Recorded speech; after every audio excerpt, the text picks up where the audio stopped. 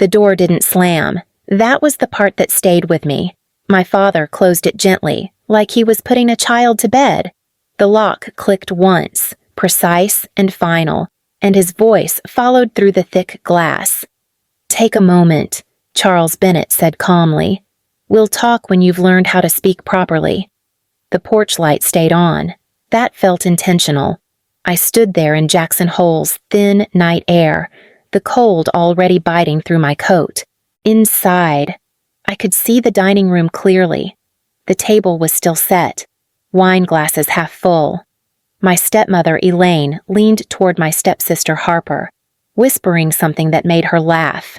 I raised my hand and knocked once. Charles didn't look at me. He lifted his glass instead. "Let's not ruin Christmas," he said, not unkindly. "You chose to step away. I hadn't. I had said one sentence too many. Not loud, not disrespectful, just honest." I waited. Minutes passed. The cold crept in quietly. Not sharp yet, just heavy. I wrapped my arms around myself and knocked again. Harder this time. Harper glanced toward the door. For a second. Our eyes met. She hesitated. Elaine touched her arm. Harper looked away. "Dad," I called, keeping my voice steady. "It's freezing." Charles finally turned. His expression was patient, almost bored. "You're dramatic. Noah, you always have been." Then he walked back to the table. The story in the video is a creative work by Revenge Sins. All characters and events are fictional, crafted to convey a humanistic message and the values of family. The cold shifted from uncomfortable to dangerous before I admitted it to myself. My fingers burned, then stopped feeling like mine at all. I slid my phone out of my pocket. The screen glowed weakly. 12%. I texted my cousin. No signal. I opened my camera instead, not to film, just to keep the screen alive. If you're listening to this right now, wherever you are, stay with me. Sometimes it helps to know someone else is on the other side. Inside, music started again. Soft jazz, Christmas, according to Charles. I knocked a third time. He didn't come to the door. Instead, he raised his voice so it would carry, "We'll discuss this in the morning," he said. "When you've cooled off." The irony landed too late to be funny. I leaned against the wall and slid down until I was sitting on the frozen stone. My breath fogged the glass, blurring the scene inside. They looked comfortable, safe, certain. That was when I understood something I hadn't before. This wasn't a mistake. This wasn't discipline. This was control. Time stopped behaving normally after the door locked. At first, I counted seconds. Then I counted breaths. Eventually, I stopped counting anything at all. The cold didn't rush me. It waited, confident, like it had done this before. I pressed my palm against the glass. "Dad," I said again. "Please." Charles didn't move from his seat. He sliced his turkey carefully, methodical, as if the rhythm mattered. "You're not a child," he replied without looking up. "You can handle a little discomfort." Elaine shifted in her chair. "Maybe we should just let her back in," she said, her voice thin. The pipes, Charles raised one finger. She stopped mid-sentence. Harper leaned forward, curious now. "She'll come around," she said lightly. "She always does." That hurt more than the cold. My phone vibrated once. A notification from my email app, delayed. A rejection I had already read days ago resurfaced, as if to remind me I had nowhere else to go. The screen dimmed again. 8%. I knocked again, slower this time. Each movement felt heavier than the last. "I'm not apologizing for telling the truth," I said, "but I don't deserve this." Charles finally stood. He walked toward the door, close enough that I could see the lines at the corners of his eyes. He opened it just enough to be heard. "You don't decide what you deserve," he said quietly. "I do. Then he locked it again. I slid my phone back into my pocket. The idea of it dying felt personal. I wrapped my arms tighter around my chest and tried to keep my knees from shaking. Inside, laughter rose. Someone poured another drink. Glass clinked against glass. I watched Harper stand and walk toward the corner of the room where my bag sat. She crouched, unzipped it, and pulled out my laptop. The one thing I hadn't left unattended by accident. She turned it over, inspecting it like it already belonged to her. Elaine glanced toward the door again. "It's getting late," she murmured.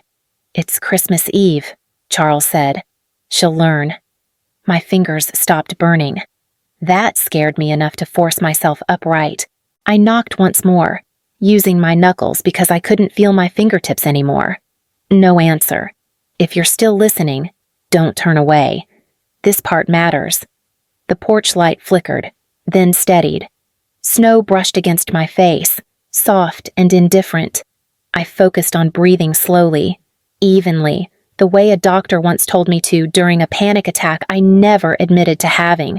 Then headlights swept across the driveway. Not fast, not urgent, controlled. A dark vehicle rolled to a stop, cutting through the quiet. The engine idled.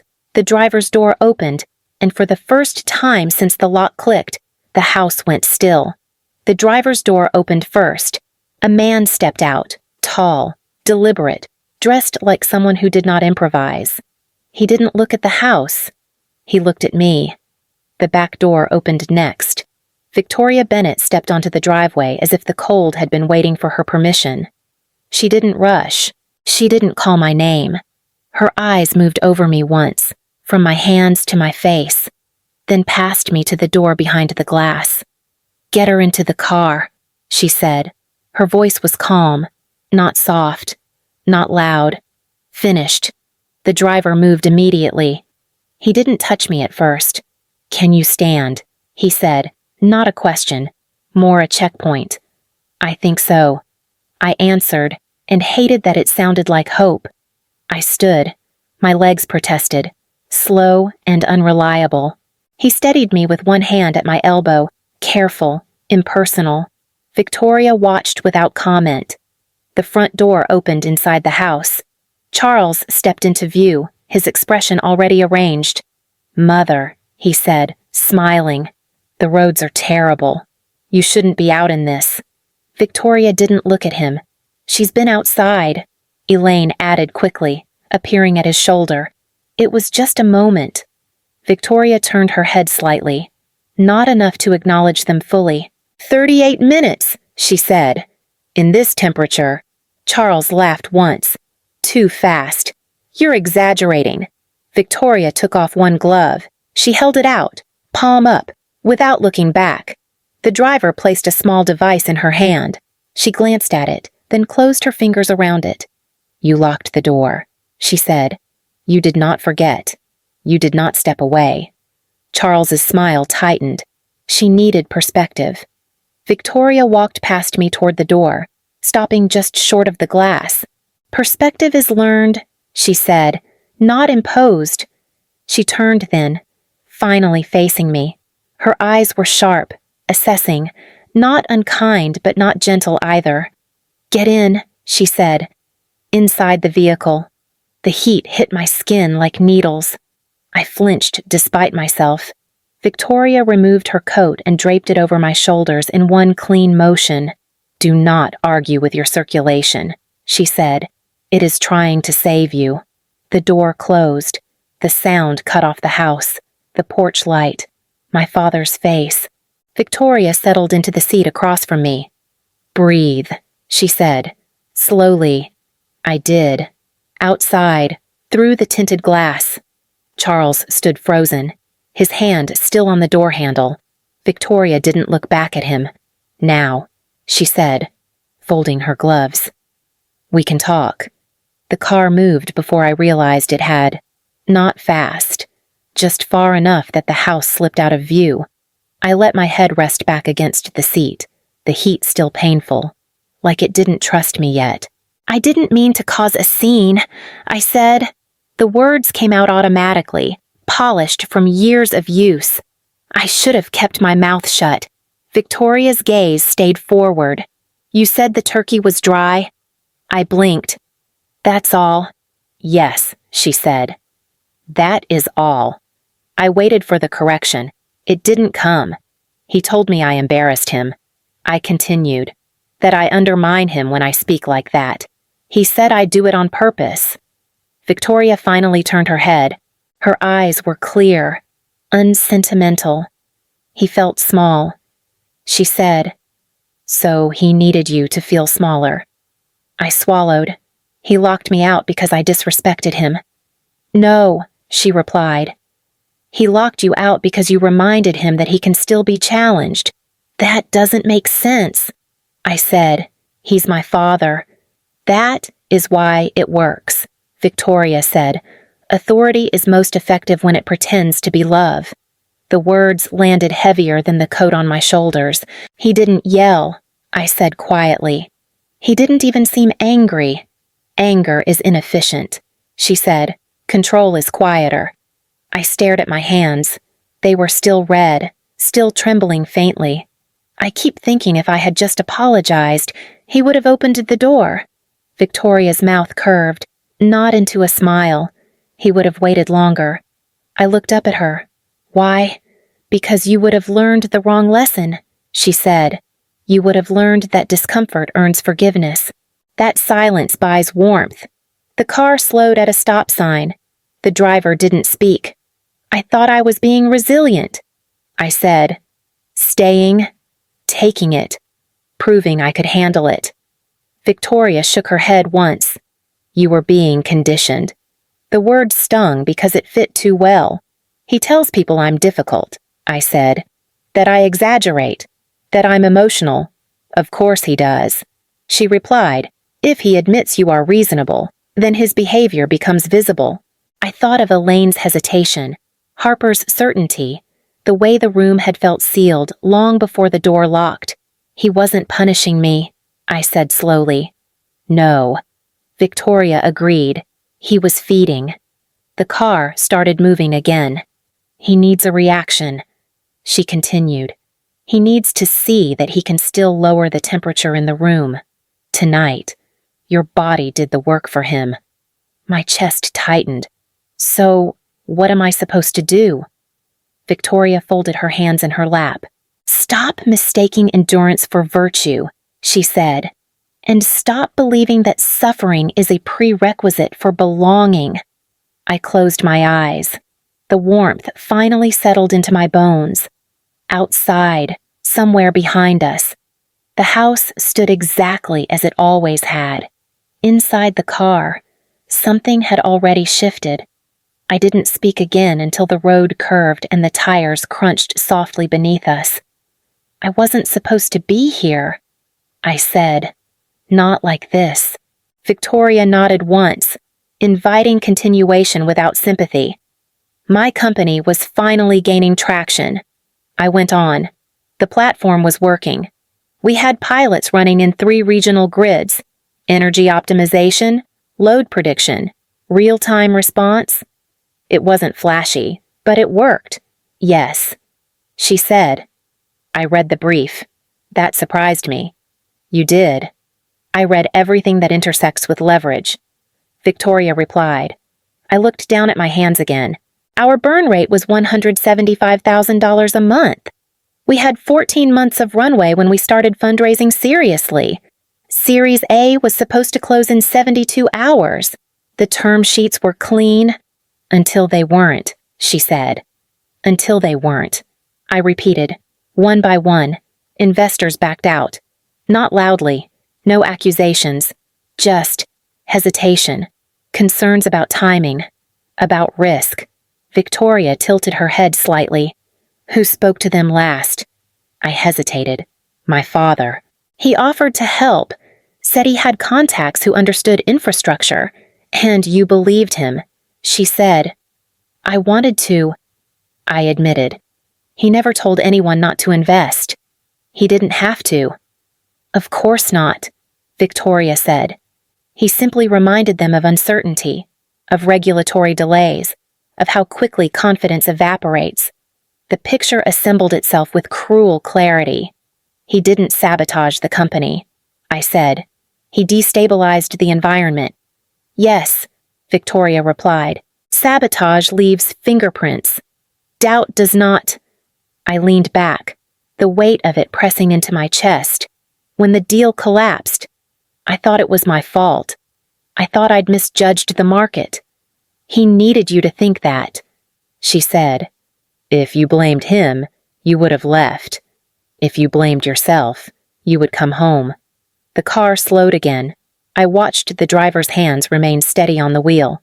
He offered me the guest room, I said. Said it was temporary. Said I needed rest. And obedience, Victoria added. Yes, I said quietly. That too. She didn't soften. He broke your leg, then offered you a crutch. And when you leaned on it, he reminded you who owned it. My throat tightened. I thought I failed. Victoria looked at me fully now. You attempted something difficult, she said. He has never attempted anything without insulation. The words cut through the shame like clean glass. He needed me here, I said. Small, dependent. Yes, she said, because he knew what was coming. I met her gaze. You mean tonight? She didn't answer immediately. Instead, she reached forward and tapped a control on the console. A screen lit up between us. Live footage. The living room. The power was still on. The music played. Elaine paced, irritated. Harper sat on the sofa with my laptop open on her knees, typing like it was hers. Victoria watched with interest. They are not worried, she said. They are inconvenienced. I felt something in me settle, heavy and irreversible. They think I don't exist, I said. In their minds. Victoria replied. You already disappeared. The screen stayed on. The car kept moving. And for the first time since my company collapsed, I understood that failure had been the story they needed me to believe. The image on the screen sharpened as the car slowed near the end of the drive. The house filled the frame, warm and intact, as if nothing had happened. Elaine paced in tight circles, her heels clicking against the floor. This is ridiculous, she said. The lights shouldn't be flickering like this. Charles stood near the bar, his jacket still perfectly buttoned. It's a generator lag, he replied. Happens in the cold. The music cut out for half a second, then returned. Thinner. The lights dimmed unevenly, one chandelier glowing while another went dark. The room looked unsettled, not powerless. Harper didn't look up. She sat on the sofa with my laptop open, fingers moving fast. It's fine, she said. I already saved the file. My stomach tightened. That's my code? I said, more to myself than to Victoria. It's not backed up. Victoria didn't react. She watched Harper's hands. She types like someone who assumes permission, she said. Elaine stopped pacing. Can you fix this? She asked Charles. People are watching. Charles glanced at the darkened corner of the ceiling. Everyone relax, he said. This isn't a crisis. The words stung. I was outside for 38 minutes in the cold. That had been a crisis. A dim room was not. Harper laughed softly. Honestly, she probably walked off, she said. She does that when she wants attention. Charles nodded. She always comes back. The lights flickered again, longer this time. The fireplace sputtered, then steadied. The room settled into a strained calm, like a breath being held. Victoria leaned closer to the screen. They are not afraid, she said. They are irritated. Elaine crossed her arms. This is ruining the atmosphere, she said. Christmas should feel special. My hands curled into the sleeves of the coat. They're worried about the mood, I said. Not about me. Victoria's voice remained level. Indifference is the cleanest form of cruelty. On the screen, Harper minimized a window and opened another. Lines of code scrolled past. My chest tightened again, sharper this time. I brought that laptop so I could work. I said I was going to rebuild, just enough to prove I wasn't done. Victoria's eyes stayed on the feed. She believes you are finished, she said. That belief makes theft feel harmless. Charles poured himself another drink. The ice clinked softly. There, he said, gesturing at the lights. All good. Elaine forced a smile. See, she said, nothing to worry about. The camera held on them as the car stopped completely. The house looked steady again, powered, confident. Victoria reached forward and turned the screen off. Power, she said, is most revealing when it thinks it has survived the disruption. The door unlocked with a quiet sound. Stay close, she said. I nodded, my focus narrowing, the warmth in my body finally catching up to the clarity in my mind. The front door opened without ceremony. No knocking, no announcement. The warmth rushed out, thin and defensive, as if it knew it was temporary. Charles turned first. His face arranged itself instantly into surprise, then charm. Mother, he said, spreading his hands. This is unnecessary. Victoria stepped inside and stopped in the center of the room. Step away from the bar, she said. He hesitated. Then he did. Elaine stood stiffly near the sofa. Harper's hands froze on my laptop. She looked up at me, confusion flickering into something sharper. Noah, Charles said, sighing. There you are. We were just about to come look for you. You were pouring a drink, I said. My voice sounded steady to my own ears. You locked the door. Details, he replied lightly. You stormed out. I assumed you wanted space. Victoria turned her head slightly. She did not leave. She said, You removed her. Charles's smile tightened. This is being blown out of proportion. A man I had not noticed before stepped forward. He was tall, precise, carrying a leather portfolio like it weighed nothing. Julian Cross, he said calmly. Estate counsel. Charles's eyes flicked to him, then back to Victoria. Lawyers. He scoffed. Really? Julian opened the portfolio and removed a folder. At 11:22 p.m., he said. The exterior security system recorded a manual deadbolt engagement. At 11:24, interior motion sensors confirmed no attempt to reopen the door. At 12 minutes past midnight, a transfer will finalize. Elaine's voice rose. Transfer of what? Victoria answered. Authority. Harper stood. This is my house. Julian looked at her for the first time. It is not, he said. Charles laughed once. Brittle. You think you can walk in here and at 12:01 Julian continued. The Bennett Family Trust activates its final condition. Control of the property, assets, and holding entities moves to the named beneficiary. Charles's laughter stopped. That's impossible, he said. The trust was settled decades ago. Yes, Julian replied, with a deferred clause. Victoria turned to me. You were never meant to stay, she said. You were meant to return. My chest tightened. You knew. I knew when the clock started, she said. Not how he would use the time. Elaine shook her head. This is insane. She failed. She couldn't even keep her company alive. Julian's gaze sharpened. The failure is documented as market interference, he said. The record is clean. Charles stepped closer to me, lowering his voice. Listen to me, he said. She's using you. She always has. I didn't move. You locked me outside. I was trying to teach you restraint. You were trying to remind me I needed you. I said. The grandfather clock in the corner chimed once. Then again. Julian checked his watch. 6 minutes. He said. Charles's breathing changed. He glanced around the room, calculating. Victoria didn't look at him. The seconds moved forward, steady and indifferent. And for the first time in my life, he waited on time instead of controlling it. The clock struck 12. The sound wasn't loud. It didn't echo. It simply existed, steady and unavoidable.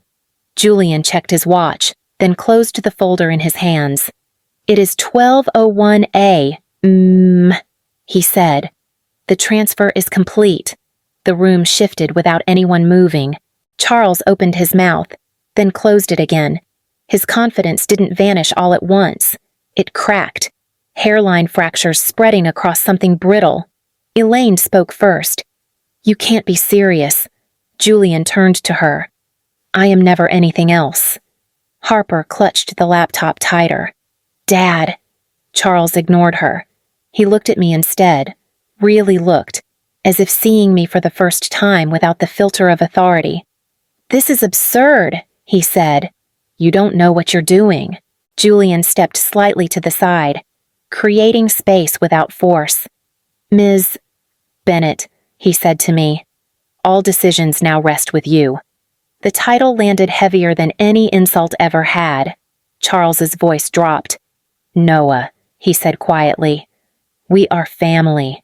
Don't let this turn ugly." I met his eyes. I saw the calculation behind them, the instinct to negotiate, to redirect, to regain footing. "You locked me outside," I said. "You didn't raise your voice. You didn't lose control. You chose it." "That was discipline. That was erasure," I replied. Elaine stepped forward. "She's emotional. She's always been emotional." Victoria spoke then, her voice cutting through the room. "She is composed," she said. "That is what frightens you." Silence followed. Julian waited. He didn't rush me. He didn't prompt. He stood like a closed door. Charles inhaled sharply. "If you do this," he said, "you won't have anyone left." I nodded once.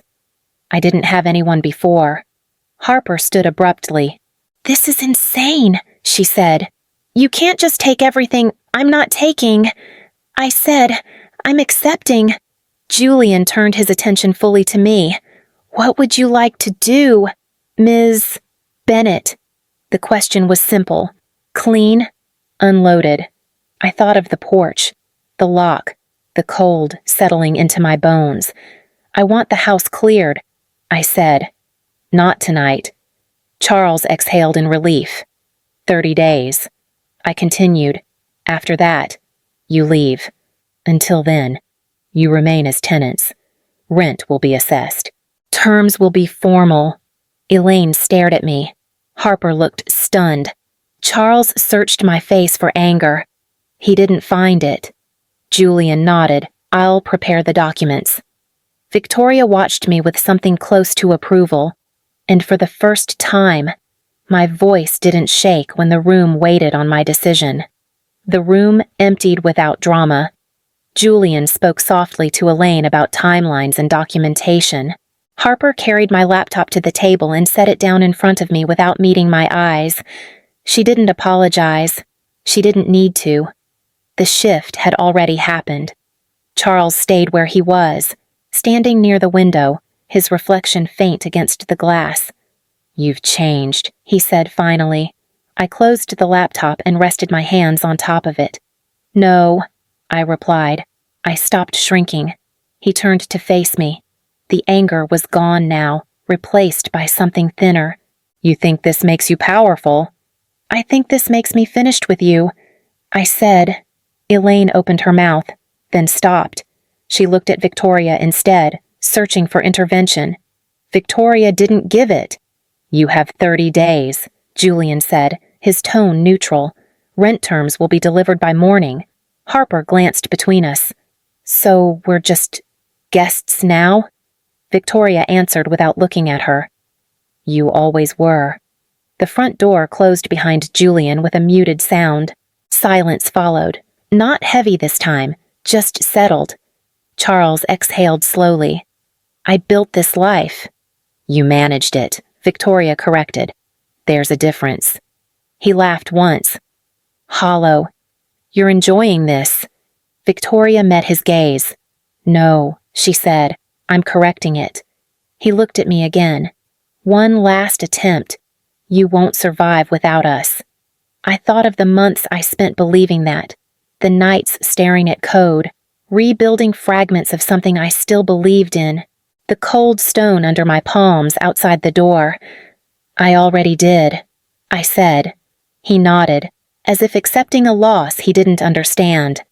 They left the room one by one. Victoria remained. She poured herself a drink and slid the glass across the counter toward me. You don't have to take it, she said. I picked it up anyway. I know. She watched me for a moment. You didn't choose cruelty. I didn't want to become him. You didn't, she said. You chose ownership. She moved toward the door, then paused. Change the thermostat, she added. The house will respond. After she left, I stood alone in the living room. The lights hummed evenly now. The silence felt earned.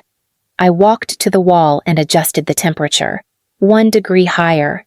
The click was soft but decisive. I sat down on the sofa and opened my laptop. My code was still there, untouched where it mattered.